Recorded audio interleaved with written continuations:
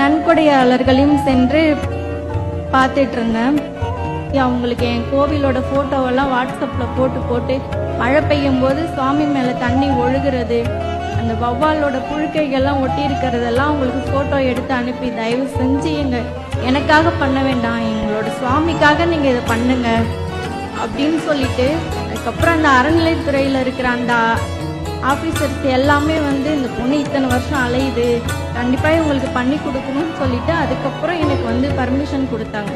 இதுக்கிடையில நிறைய பேர் நன்கொடைக்காக நிறைய பேர் போய் பார்த்துருக்கேன்.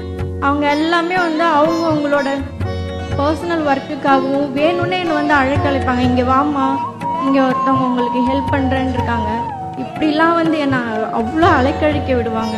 பர்மிஷன் வாங்கிட்டு வாங்க, உங்களுக்கு வந்து நான் கோவில் கட்டித்தரேன், அந்த மாதிரிலாம் சொல்லுவாங்க. ஆனால் பர்மிஷன் வாங்கிட்டு போய் நான் கேட்குறேன், ஒவ்வொருத்தரும் ஒரு காரணம் சொல்லி எனக்கு ₹1 கூட கொடுக்கல. எனக்கு என்ன செய்யறதுன்னே தெரியல. எப்படி பர்மிஷன் வாங்கிட்டோம், பாலாலயம் பண்ணி சுவாமியை வேற இடத்துல எடுத்து வச்சுட்டோம், ஆனால் எப்படி கட்ட போகிறோம் அப்படின்னு எனக்கு ஒன்றுமே புரியவே இல்லை. அதுக்கப்புறம் ஒரு அடியார்கள் சொன்னாங்க, இங்கே போய் யாசகம் கேளுங்க, யாசகம் கேட்டிங்கன்னா இறைவன் வந்து மனமுருகி உங்களுக்கு வந்து ஹெல்ப் பண்ணுவார் அப்படின்னு சொன்னாங்க. அதுக்கப்புறம் சித்ரா பௌர்ணமி அன்னைக்கு நானும் எங்கள் அம்மா எங்கள் அப்பா 3 பேர், என் கூட சில அடியார்கள் வந்து திருநங்கை அடியார்கள் கொஞ்சம் நிறைய பேர் இருக்காங்க, அவங்கெல்லாம் வந்து எனக்கு கொஞ்சம் என் கூட வந்து திருவண்ணாமலை சித்ரா பௌர்ணமி அன்னைக்கு 2 நாள் வந்து கிரிவல பாதையில் யாசகம் எடுத்து 2 நாள் வந்து கிரிவலம் வந்தோம்.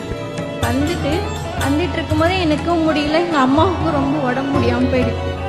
நான் அப்போ சாமி கிட்ட கேட்டுக்கிட்டது எல்லாமே, உன்னோட திருப்பணி முடிகிற வரைக்கும் எனக்கு உடம்புல தெம்ப கொடு, அது வரைக்கும் என்னை கஷ்டப்படுத்தாத. என்னால் எழுந்துச்சு நடக்கவே முடியல. எங்கள் அம்மாவுக்கு சுகர் குறைஞ்சி போய் மயக்கம் வந்துடுச்சு, 2 பேரால் நடக்கவே முடியல. அந்த மாதிரி ஒரு சிச்சுவேஷன். விபூதியை எடுத்து சுவாமியை வேண்டிட்டு எங்கள் அம்மா எனக்கு இங்கே கழுத்தில் பூசி விடுறாங்க, வலி தாங்க முடியும். அதுக்கப்புறம் கொஞ்சம் வலி குறைஞ்சி எந்திரிச்சு திரும்பவும் நடந்து சுற்றி வந்து சுவாமியை தரிசனம் பண்ணிட்டு நாங்கள் பஸ்ஸில் வந்துட்டு இருக்கோம். அப்போ உளுந்தூர்பேட்டைக்கிட்ட நான் வந்துட்டு இருக்கேன். எனக்கு ஒரு நம்பர்லேருந்து ஃபோன் வருது. அது சொன்னால் நம்புவீங்களா நம்ப மாட்டீங்களான்னு தெரியல. இதுக்கு முன்னாடி நான் அரண்மனையில் வந்து என்ன கோவிலை பற்றின டீட்டெயில்ஸ் எல்லாமே கொடுத்துருந்தேன். ஆனால் அந்த ஃபோன் வரும்போது அந்த நம்பர் நான் சேவ் பண்ணல. ஆனால் என்னோட உள்ளுணர்வு தோணுச்சு, இது வந்து ஒருவேளை அரண்மனையில் ஃபோன் பண்ணுறாங்களோ அப்படின்ட்டு. அது மாதிரி எடுத்து ஹலோன்னு சொல்கிறேன், நாங்கள் இது மாதிரி அரண்மனையிலேருந்து பண்ணுறோம் அப்படின்னு சொன்னாங்க. எனக்கு ஒன்றுமே சொல்ல முடியல. எங்கள் அம்மாட்ட சொல்கிறேன், அரண்மனையிலேருந்து ஃபோன் பண்ணுறாங்கம்மா அப்படின்னு சொல்கிறேன். அதுக்கப்புறம் ஐயா சொன்னாங்க, இது மாதிரி உங்கள் ஊர் பக்கத்தில் வந்திருக்கோம், நாங்கள் வரோம் அப்படின்னு சொல்லியிருந்தாங்க. ஐயா இது மாதிரி நான் திருவண்ணாமலையிலேருந்து வந்துட்டுருக்கேன், நீங்கள் வர்றதுக்குள்ளே நானும் வந்துடுவேங்க ஐயா, கண்டிப்பாக எங்கள் கோவிலுக்கு வந்துட்டு போயிடுங்க அப்படின்னு சொல்லியிருந்தேன். அது மாதிரி நானும் போனேன், ஐயாவும் வந்துட்டாங்க, எனக்கு முன்னாடியே வந்துட்டாங்க. எனக்கு அப்போ எப்படி இருந்துச்சுன்னா, இறைவன் வந்து இத்தனை வருஷம் நான் பட்ட கஷ்டம் எல்லாத்தையுமே அந்த ஒரு செகண்டில் போக்கிட்டாரு. எனக்கு முன்னாடி அந்த அண்ணாமலையாரே ஐயா ரூபத்தில் அங்கே வந்து நின்ன மாதிரி இருந்துச்சு.